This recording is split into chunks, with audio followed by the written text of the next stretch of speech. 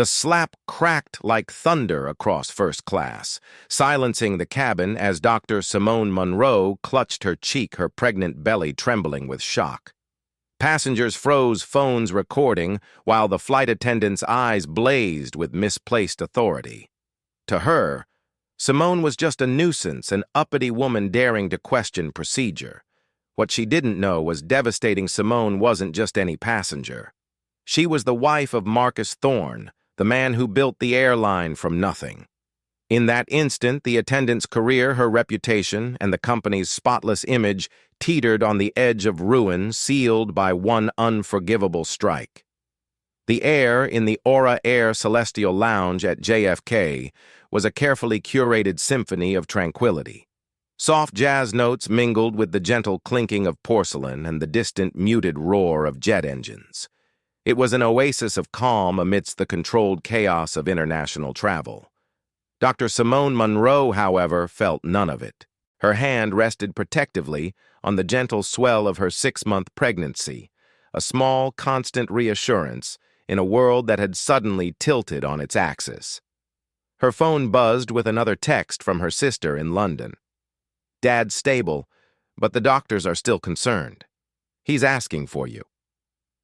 Simone, a distinguished pediatric cardiologist from Johns Hopkins, was used to being the one providing calm, measured updates, not receiving them. The irony was a bitter pill. She had boarded this last-minute flight, leaving her husband Marcus to handle a crucial investor meeting in San Francisco. He had insisted she go, his voice a warm, steady anchor over the phone. "Go be with your father, Eve. I'll reroute and meet you there as soon as the deal is closed. Aura will take care of you." Aura, Marcus's baby. He had built it from a scrappy charter service into a boutique luxury airline renowned for its service. He poured his soul into every detail, from the thread count on the duvet in the sleep pods to the sommelier-selected wine list. For Simone, flying Aura Air usually felt like an extension of home. Today, it was just a means to an end, a 7-hour chasm of anxiety she had to cross. As she was escorted to the gate for priority boarding, she felt a familiar wave of morning sickness, an unwelcome companion that had overstayed its first trimester welcome. All she wanted was to curl up in her seat with a bottle of water and a blanket and disappear until they landed at Heathrow. She found her seat 1A, a private suite at the very front of the first-class cabin. She settled into the plush leather, her body sighing in relief. She was just closing her eyes when a crisp, almost sharp voice cut through her momentary peace. "Ma'am, I'll need to take your coat and stow your handbag for takeoff." Simone looked up at a flight attendant whose name tag read Karen Miller. She was a woman in her late 40s with blonde hair pulled back into a severe bun and a smile that didn't reach her cold blue eyes. There was an air of rigid authority about her, the kind that comes from decades of enforcing federal aviation regulations and judging passengers' carry-on luggage. "Of course," Simone said, her voice a little tired. "Could I possibly get a bottle of water before we take off? I'm feeling a bit unwell." Karen's smile tightened. "We'll begin our full beverage service once we reach cruising altitude." "I understand," Simone replied, trying to keep her tone even. "I just feel a little dehydrated. I'm pregnant, and a simple bottle of water would really help." Karen glanced dismissively at Simone's bump, a flicker of something unreadable in her eyes. It was a look Simone had seen before, a subtle cocktail of doubt and annoyance. It was the look that questioned whether she truly belonged here in this seat on this plane. The rules are for everyone's safety. All items must be stowed and all passengers must be seated. Once the captain turns off the seatbelt sign, I'll see what I can do. With that, she took Simone's bag and coat and disappeared. Simone sighed, leaning her head back. It was a small thing, a bottle of water, but the dismissive refusal felt personal. She tried to brush it off, blaming the woman's stress or her own heightened sensitivity. The plane pushed back from the gate. The safety video, featuring a cameo from Marcus that always made her smile, flickered to life. As the plane taxied towards the runway, Simone tried to adjust her seatbelt. The standard belt dug uncomfortably into her lower abdomen. She had flown just 3 weeks prior, and the crew had immediately and discreetly provided her with a seatbelt extender for comfort and safety. She looked for a call button, but Karen was already making her final pass through the cabin.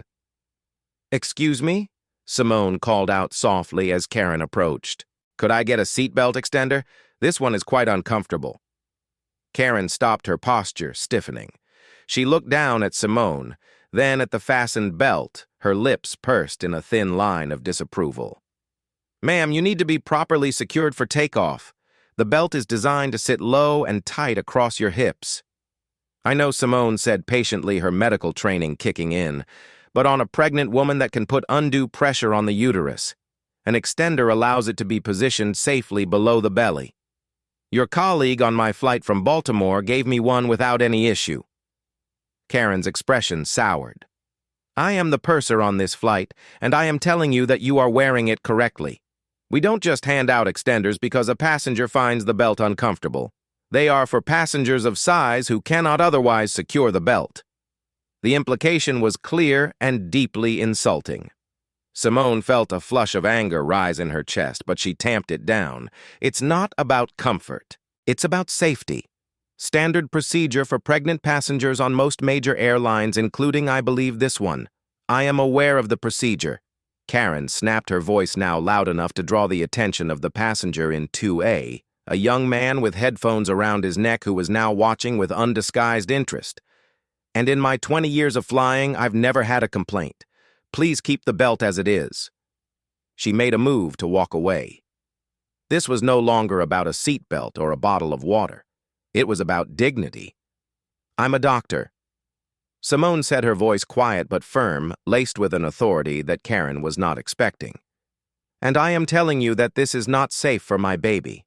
I will not put my child at risk because of your refusal to follow your own airline's protocol. Please get me an extender or get the captain."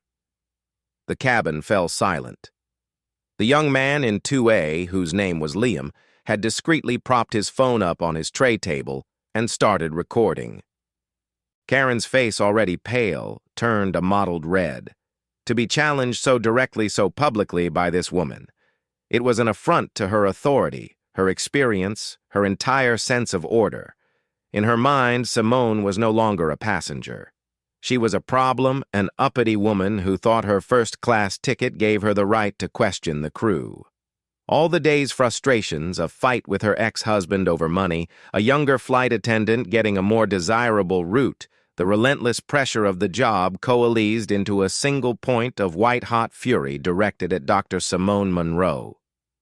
"I am the authority here," Karen hissed, leaning down, her face inches from Simone's.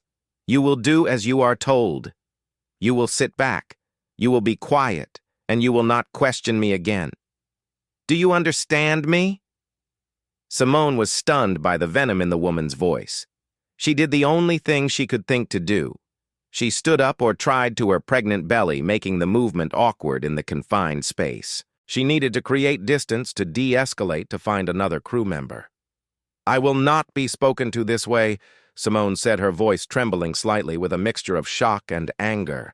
"I am a passenger, and you are—" She never finished the sentence.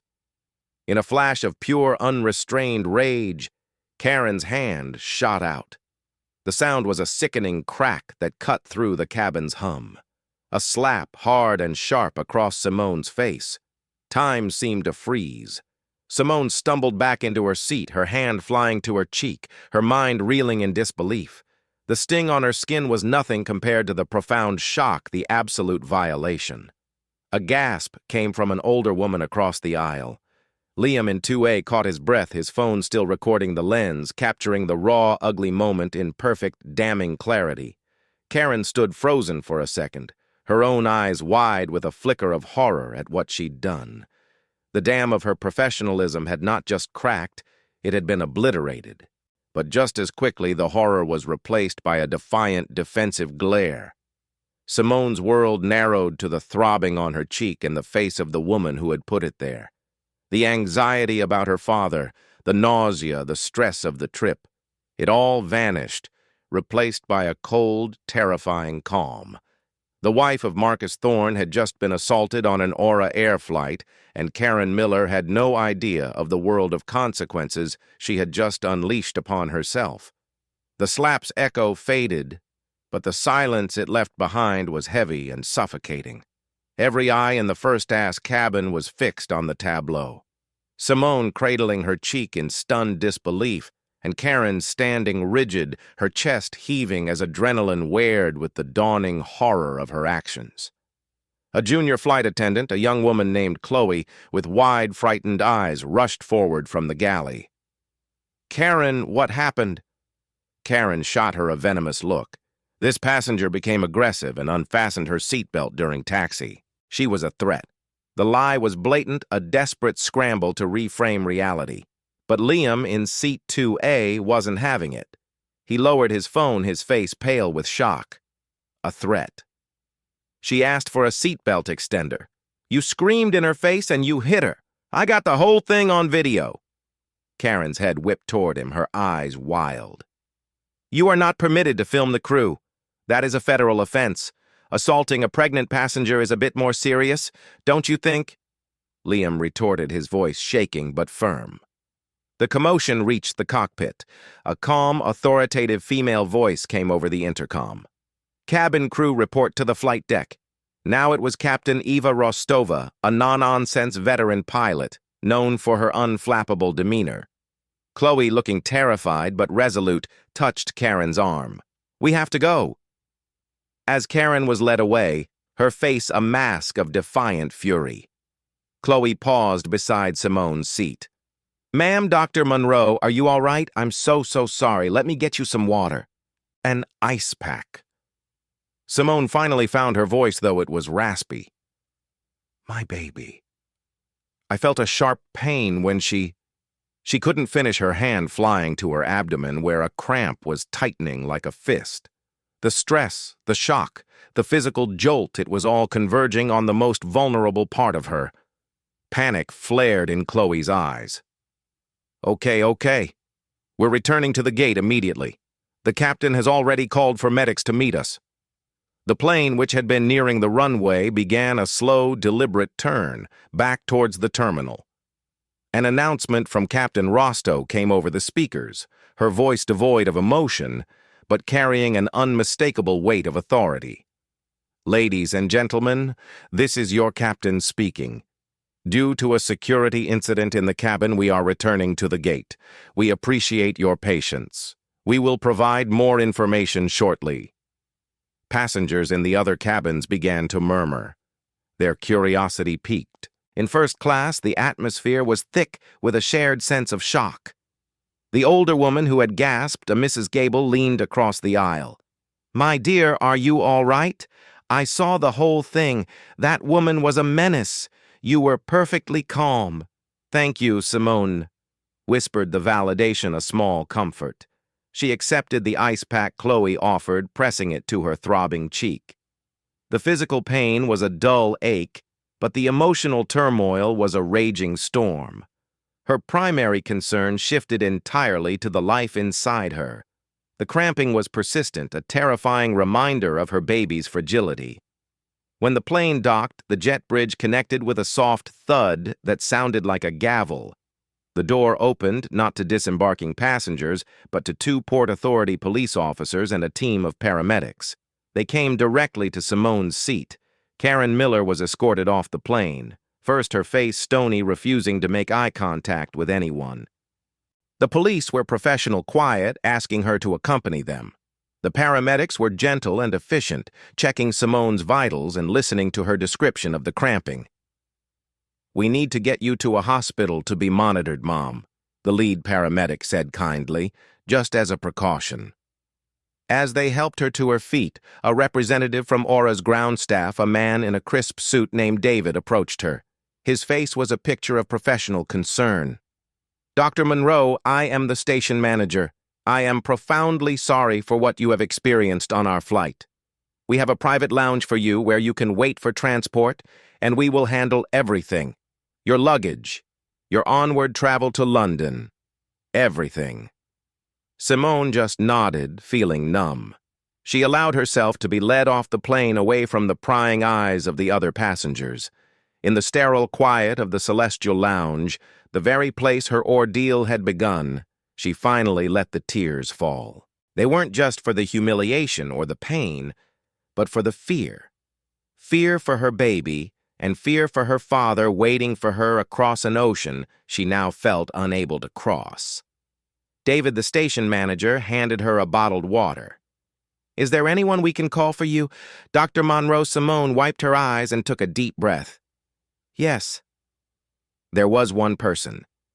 She pulled out her phone. Her fingers trembled as she found the contact. Marcus. He would still be in his meeting on the West Coast. It was 3 hours earlier there. She shouldn't bother him, but the promise he'd made, "Aura Air will take care of you," echoed in her head with a crushing irony. She needed him. She hit dial. It rang twice before he picked up. "Eve, is everything okay? Did you land already?" His voice was clear and strong, the sound of home. And then she broke. A sob escaped her, raw and uncontrolled. Marcus. The shift in his tone was immediate. The easygoing husband was gone, replaced by the razor-sharp focus of a CEO sensing a crisis. "Simone? What is it? What happened? Are you okay? Is the baby okay?" Through her tears, she recounted the story. The dismissiveness, the argument over the seat belt, the condescending tone, and then the unthinkable, the slap. She told him about the cramping and the paramedics. On the other end of the line, 3,000 mem away, in a glass-walled boardroom in San Francisco, Marcus Thorne went completely still.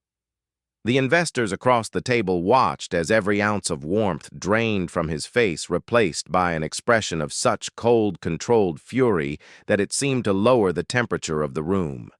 He held up a hand, a silent command for mutants, and turned his back to them.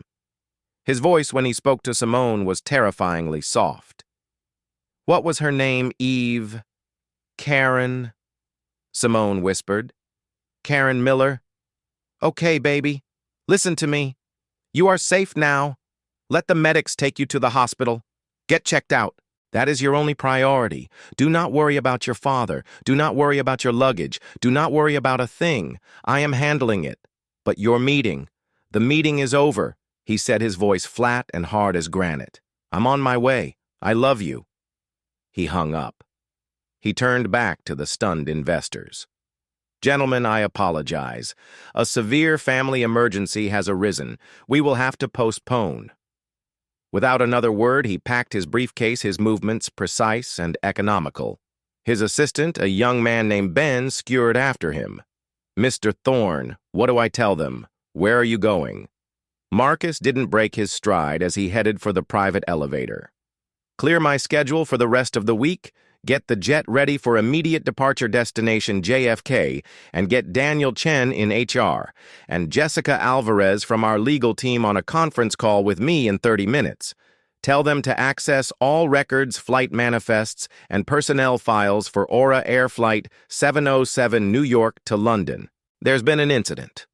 Meanwhile, back at JFK, Liam, the student from Seat 2A, was sitting in the main terminal, his heart still pounding. He watched the video on his phone one more time. The audio was crystal clear. The sharp crack of the slap, the flight attendant's snarled words, the pregnant woman's gasp of pain. It was irrefutable. He knew what he had to do. He opened his social media apps. He wrote a simple caption, "Unbelievable. Senior flight attendant on at Aura Air Flight 707 physically assaults a pregnant black woman in first class for asking for a seatbelt extender. Share this. This can't be swept under the rug." He attached the video and added the hashtags. Tucha Airhashed Flight 117 Assault HCR Corporate Accountability Justice for Simone. He hit post and a firestorm began to ignite online, completely unbeknownst to the corporate leadership of Aura Air, who were about to get a call from their furious founder. A founder whose wife was at that very moment being wheeled into an ambulance, her face bruised and her body trembling with fear for their unborn child. The karma Karen Miller had set in motion was no longer a distant threat. It was a private jet, thundering across the country at 600 mph, carrying the one man she should never ever have crossed. Aura's global headquarters in Austin, Texas, was a testament to Marcus Thorne's vision. The sleek glass tower hummed with a quiet, confident energy, a place where ambition was the currency and innovation was the mandate. On this particular Tuesday afternoon, the 34th floor was buzzing with the triumphant afterglow of the San Francisco deal Marcus was meant to be closing. VPs were patting each other on the back and the stock price was climbing. It was a mood of celebration. But on the other side of the floor in the firewalled offices of human resources and legal, a different kind of energy was gathering. A dark, anxious pressure was building a rumor that had snaked its way from the operations team at JFK. An incident, a flight returned to gate a first-class passenger. It was still just whispers, but it was enough to curdle the celebratory mood for anyone who heard them. Daniel Chen, the impeccably tailored vice president of human resources, felt that curdling in the pit of his stomach. He stared at the email summons that had just landed in his inbox, its subject line stark and demanding. Urgent conference call M. Thorne. A direct call from the founder during the final hours of a landmark deal was unprecedented. It was a 5-alarm fire bell. He immediately picked up his phone and dialed the extension for Jessica Alvarez, the airline's general counsel whose office was one floor above. "Jess, you get the summons?" he asked without preamble. "Just did." Her voice came back already sharp and alert. The easygoing lawyer he joked with at company mixers gone replaced by the formidable litigator who had saved the airline millions. "My gut says this has nothing to do with the San Francisco deal. The subject line mentioned Flight 777. I'm pulling the preliminary reports as we speak." On their respective computer screens, the files appeared. The first was the official report from Captain Ava Rostova, a pilot known for her stoicism. It was dry, professional, and full of carefully chosen FAA-compliant language. Flight 777 returned to gate at JFK due to a disruptive passenger incident involving purser Karen Miller and a passenger in seat 1A. Passenger alleged verbal abuse and physical contact. Purser Miller alleged passenger was non-compliant and aggressive. Port Authority police met the aircraft. Purser Miller has been placed on administrative leave pending full investigation. Passenger removed for medical evaluation. Standard by the book report from Rostover. Daniel murmured, scrolling. "She gives nothing away." "That's what worries me," Jessica retorted. "Now look at Miller's statement." Daniel opened the second file. Karen Miller's own report was a masterpiece of corporate self-preservation. It painted a vivid picture of a heroic flight attendant under siege. She described the passenger as unusually demanding from the moment she boarded and claimed she refused multiple polite requests to secure her seatbelt in accordance with federal law. The climax of her narrative was a carefully crafted paragraph of passive, evasive language. The passenger's agitation escalated to the point where she became a physical threat to herself and the cabin.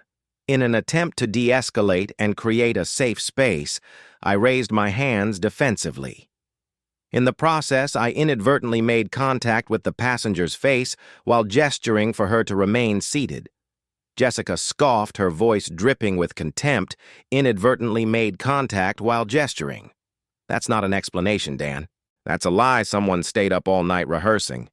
It's the kind of phrase people use when they know they're guilty." "Agreed," Daniel said, pulling up Karen Miller's personnel file. 22 years with the airline. Not a single official complaint, a wall of commendations for punctuality and perfect uniform adherence. On paper, she's our best flight attendant. On paper, Jessica echoed skeptically. People with files this clean are either saints or sociopaths who are masters at burying their mistakes and intimidating their colleagues into silence. My money is on the latter. Who was the passenger? Daniel scrolled through the flight manifest. Seat 1A. A Dr. Simone Monroe. Last-minute booking, full fare class. One-way ticket to London. No frequent flyer history with us under that name. Before they could theorize further, their dedicated conference line chimed with the three-tone signal reserved for the executive channel. The caller ID was Stark M. Thorne. They both straightened in their chairs, the air in their offices suddenly feeling thin and charged. "Daniel, Jessica, thank you for joining." Marcus's voice filled the speaker. There was no warmth, no pleasantry. It was a voice stripped of all emotion save for a chilling, compressed fury. It was the sound of a controlled explosion. "I want a full, unredacted report on the incident involving purser Karen Miller on Flight 777 at JFK today. I want every statement, every witness name, and a copy of the purser's complete employment history on my desk before my plane touches down in New York." Of course, Marcus Daniel began trying to keep his voice level. "We have the initial reports now. It appears there was a significant dispute over cabin safety procedures." It was not a dispute. Marcus cut him off, his voice dropping an octave into a register of pure menace. "It was an assault.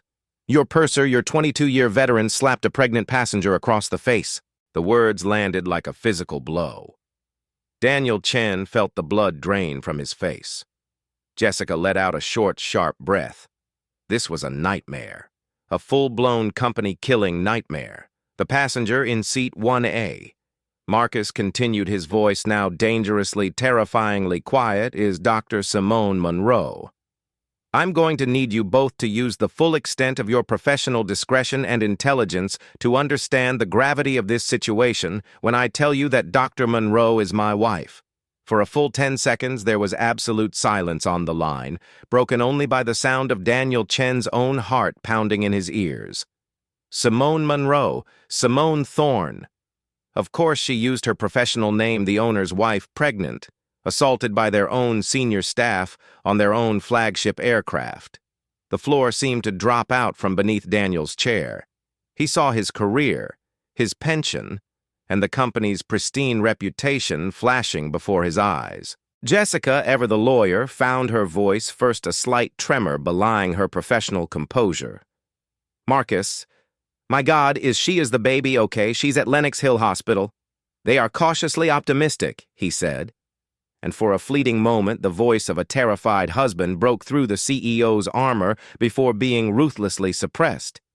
"Which is more than I can say for Ms. Miller's career or for our entire corporate culture if this is the kind of employee we have been rewarding for 2 decades. The steel returned to his voice harder than before. "I want a surgical, merciless investigation. I don't want a cover-up. I want an excavation. I want you to dig until you hit bedrock.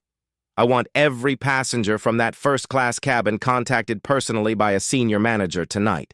Not an email, a phone call. Apologize and get on their unvarnished statements. I want the gate security footage, the lounge footage, and every scrap of internal video from that aircraft. I want Karen Miller's work," wrote her. "For the last 5 years, her colleague reviews official and unofficial. Find out who she flew with.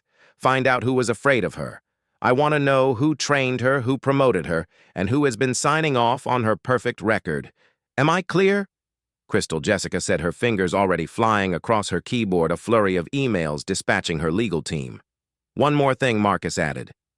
"Our PR team is about to walk into a hurricane. A video of the assault is going viral as we speak. Find it, analyze it, and then prepare a public statement. No excuses, no defensive corporate speak. I want us to get in front of this with the unvarnished truth. We will state the facts: an employee of Aura Air committed an act of violence against a passenger. We will announce her termination and a full, transparent investigation, and we will apologize. We will beg for forgiveness. We own this. All of it."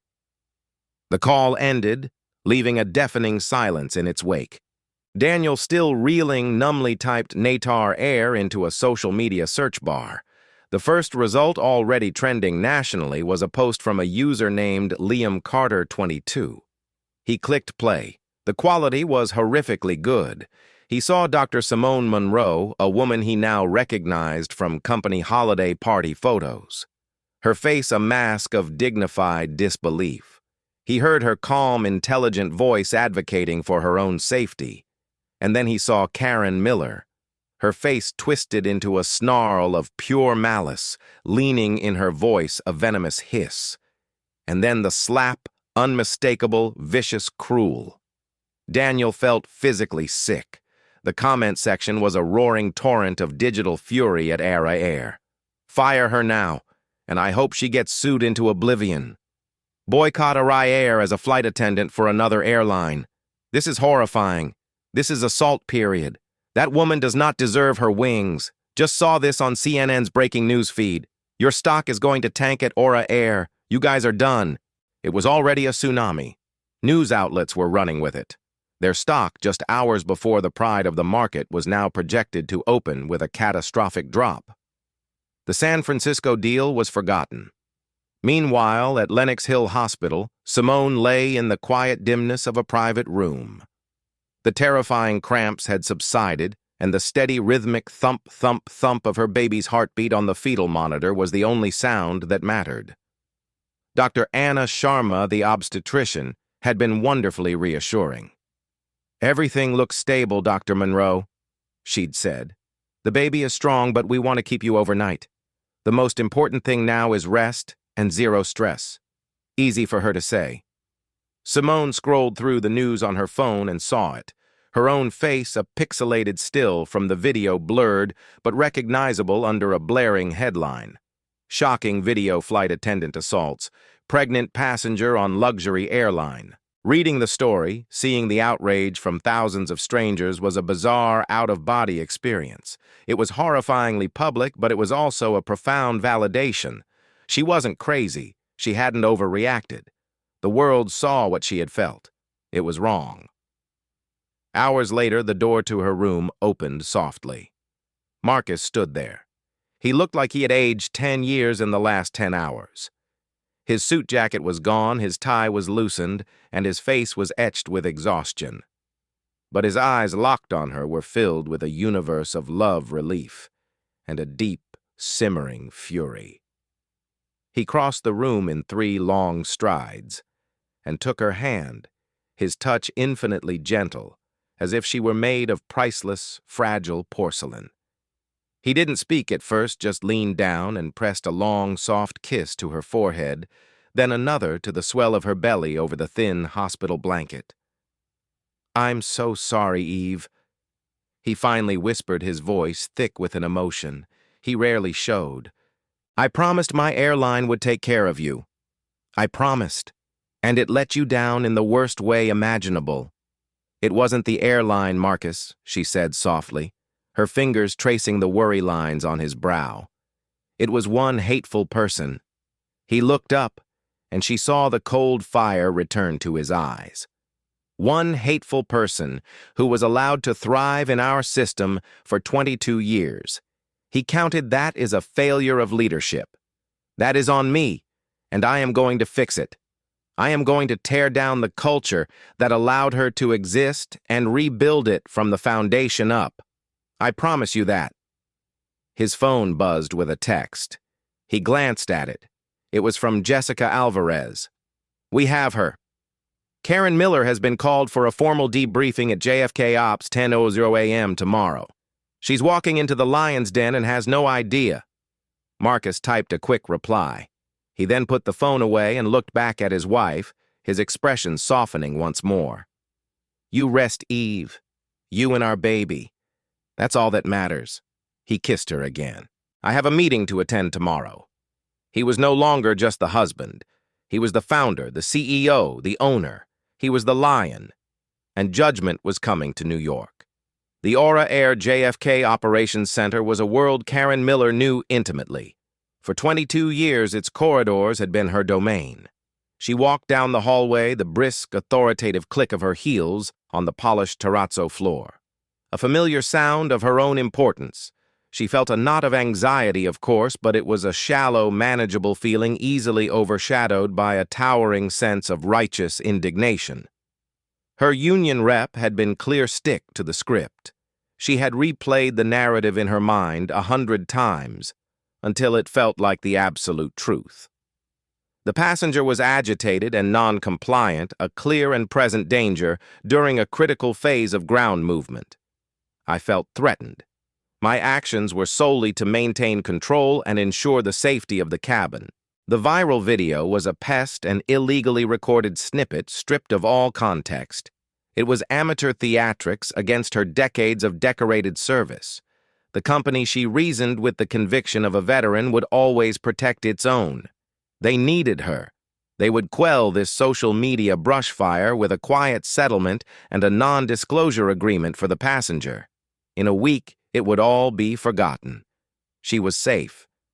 She adjusted the collar of her crisp uniform blouse and pushed open the heavy oak door to the designated conference room and froze. The air rushed from her lungs. This was not the small, sterile debriefing room she had been expecting. This was the main boardroom, a chamber of power she had only ever glimpsed from the hallway. A cavernous space of dark wood, brushed steel, and floor-to-ceiling windows that overlooked the bustling runways of JFK. A colossal mahogany table so polished it reflected the grim sky outside, stretched down its length like a judicial bench. At the far end, silhouetted against the window, sat a panel of figures. She instantly recognized Daniel Chen, the VP of Human Resources, and Jessica Alvarez, the airline's formidable general counsel. Their faces were stony, unreadable masks. But it was the man at the head of the table who made her heart stop dead in her chest. Marcus Thorne. He wasn't a picture in a magazine or a face on the safety video anymore. He was there in the flesh, radiating an aura of such intense, still power that it seemed to consume all the oxygen in the room. The CEO himself here for her. The cold dread that began to seep into her bones was no longer a vague anxiety. It was a paralyzing, icy certainty. The carefully constructed walls of her self-assurance didn't just crack. They vaporized. She felt small, transparent, and terrifyingly exposed. "Miss Miller, thank you for coming," Marcus said. His voice was unnervingly calm, a quiet baritone that carried across the vast table with absolute command. It was the gentleness of a surgeon before the first incision, and it was more frightening than any shout. "Please have a seat." His gesture indicated a single, isolated chair positioned directly opposite him. The walk to it felt like a mile across a barren desert. Her heels, once a sound of authority, now seemed to echo with a pathetic, hollow click. She sat down, her back ramrod straight, her hands clasped so tightly in her lap. Her knuckles were white. "We are here, as you know, to discuss the incident on Flight 7 and 7 yesterday." Marcus began, his gaze unwavering and intense. He hadn't blinked. "I have read your official statement. Before we proceed with the company's evidence, I would like to give you the opportunity to recount the events in your own words. Tell me what happened from your perspective." It was a trap, and she knew it, but it was the only path offered. This was her last chance to sell the lie. She cleared her throat, her voice emerging as a strained, greedy version of its usual self. "M. Thorne. The passenger in 1A became very difficult as we prepared for takeoff. She was refusing to secure her seatbelt correctly. When I instructed her on the proper procedure, she became verbally aggressive. She was agitated, unfastening her belt and attempting to stand up while we were taxiing. I was deeply concerned for her safety and the safety of the flight. My only intention was to de-escalate, to create space." She trailed off the rehearsed words, sounding flimsy and absurd in the tomb-like silence of the room. Marcus listened patiently, his expression unchanging. When she finished, he nodded slowly. A compelling narrative of a flight attendant acting under pressure to maintain order. A narrative of heroism, almost. He let the word hang in the air for a beat. "Unfortunately for you, Ms. Miller, it is a complete and utter fabrication." He gestured to Jessica Alvarez. The general counsel, with the precise movements of a predator, slid a sleek tablet across the table towards Karen. "Ms. Miller, this is a sworn and signed statement from passenger Elena Gable, a retired school teacher who was seated in 2D. Jessica said, her voice sharp and clinical. She states, and I quote, "The flight attendant was hostile from the very first interaction. The young woman in 1A was perfectly polite, a model of patience. She simply requested a seatbelt extender, explaining she was pregnant. The flight attendant spoke down to her like she was a child before outright refusing the request. Jessica continued without pausing for breath. We also have a statement from passenger Ben Henderson in 3A. His words, "I was listening to music, but I took my headphones off because the flight attendant's tone was so aggressive." The passenger never raised her voice. The flight attendant was the only one who was escalating the situation. We have 4 other similar statements from every passenger in the first-class cabin. Karen felt a flush of heat creep up her neck. They're mistaken. It was a confusing situation. Daniel Chen from HR spoke next, his voice carrying a tone of deep disappointment. And this, Ms. Miller, is the maintenance and security log for the aircraft. As I'm sure you're aware, on some level, our premium first-class suites have forward and aft-facing security cameras. They are for the protection of our passengers' belongings and to provide a record in case of security incidents. They are activated during all on-ground movement. They do not record audio, but as you'll see, the video is quite clear. He tapped a second tablet and a silent, grainy black and white video began to play. It was a cold, objective view from above. There was Simone, her movements calm. There was Karen leaning over her, jabbing a finger, her body language radiating aggression. There was Simone, attempting to rise, not in an attack, but in what was clearly a defensive posture. And then there it was, the swing of her own arm. The violent snap of Simone's head, irrefutable clinical damning. A strangled gasp escaped Karen's lips. She stared at the screen at her own ghostly image committing the act. She had never known about those cameras.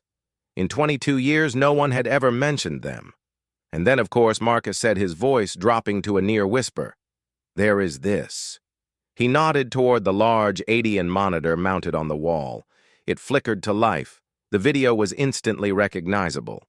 Liam Carter's video. But this was no longer on a tiny phone screen. It was life-sized and it had sound. The boardroom was filled with the audio of her own voice dripping with condescension. In my 20 years of flying, I've never had a complaint. Then came Simone's voice, calm, firm, and reasonable. "It's not about comfort. It's about safety." Then her own voice again, rising to a hiss. "I am the authority here. You will do as you are told." And then the sound. The sickening, sharp crack of the slap echoed through the high-tech speakers, as loud and horrifying as it had been in the cabin. It was followed by the collective gasp of the passengers. The video ended. The monitor went black. The silence that descended upon the room was absolute, profound, and condemning. Karen Miller finally broke. The trembling started in her hands and spread through her entire body. A low, guttural sob tore from her throat. Her professional mask, her composure, her lies. All of it shattered into a million pieces. It was a mistake, she cried, the words tumbling out in a desperate, pleading rush. A terrible mistake. I was having a bad day. I'm under so much stress. Please, I have given 22 years of my life to this company. 22 years. Doesn't that count for anything? Marcus leaned forward, resting his elbows on the table. The calm demeanor was gone, replaced by a cold, concentrated fire in his eyes. 22 years, Ms. Miller. He repeated, his voice low and intense. For 22 years, you have worn our uniform. For 22 years, you have drawn a paycheck from this company, a company built on a single inviolable promise that every soul who steps onto our aircraft will be treated with service dignity and, above all, respect. And in a matter of minutes, you burned that promise to the ground. You didn't just have a bad day. You systematically targeted and abused a passenger. You refused her a simple standard-issue safety device. You chose to humiliate her rather than help her, and then you physically assaulted her. He paused, letting his words hang in the air like an indictment. You want to talk about your 22 years of service. Let me tell you about the woman you assaulted. Let me tell you about Dr. Monroe. She is one of the country's leading pediatric cardiologists. She spends her days holding the fragile hearts of children in her hands. She was on that flight rushing to the bedside of her father, who she believed was dying. She is 6 months pregnant with a child that she and her husband have wanted for years, a child she fought for. That is who you struck, Miss Miller. That is the life you treated with such contempt." Karen stared at him, her tear-streaked face a mask of confusion. The level of detail was jarring. It didn't make sense. How could you possibly know all that about her?" she whispered. Marcus Thorne's face became an expression of pure, cold granite. He delivered the final, devastating blow with the precision of an executioner. "Because Dr. Simone Monroe is my wife, and that was my unborn child, whose life you put at risk." The world stopped. The air crystallized. For Karen Miller, it felt as though the floor of the boardroom had fallen away, plunging her into a black, soundless abyss. His wife, the CEO's wife, the random uppity passenger in 1A, was the wife of the man who owned the entire airline. Every piece clicked into place, the immediate return to the gate, the presence of the station manager, the speed of the investigation, the CEO himself sitting at this table. It was not a corporate debriefing. It was a personal judgment. The full crushing weight of her monumental career-ending, life-altering miscalculation crashed down upon her. She had not merely made a mistake, she had committed an unforgivable sin against the throne itself. A broken animal sound of despair escaped her lips. "Oh, God! Oh, my God! I didn't know! No!" Marcus said, his voice devoid of any pity. "You didn't, but it shouldn't have mattered." He stood up, signaling the end. "Your employment with Aura Air is terminated effective immediately. You have disgraced the uniform. As of this moment, you are trespassing on company property and will be escorted out." He looked at Jessica. "Our legal team will be in direct contact with your union representative regarding the civil suit we will be filing against you for material damages to our brand and reputation. The criminal matter, Ms. Miller, is already in the hands of the Queen's District Attorney. We are, of course, their star witness." As two discreet but unyielding security guards entered the room, Karen collapsed in on herself, sobbing hysterically.